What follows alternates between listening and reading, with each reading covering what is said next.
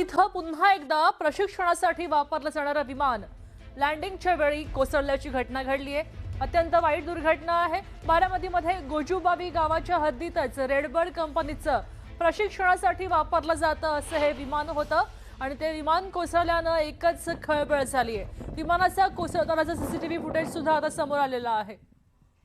यात दुखापत जीवितहानी झाली नाहीये, मात्र विमान कोसळतानाचा हा सीसीटीव्ही आपण पाहू शकतोय। आपल्यासोबत जितेंद्र जाधव जोडले गेले आहेत। जितेंद्र, आपण पाहतोय की काही महिन्यांपूर्वी दादांचा अपघात इथं झाला होता आणि याच गोजूबावीच्या हद्दीमध्ये पुन्हा एक विमान कोसळलंय। नेमकं कोणत्या कारणामुळे हे विमान कोसळलंय काही सांगता येतंय का?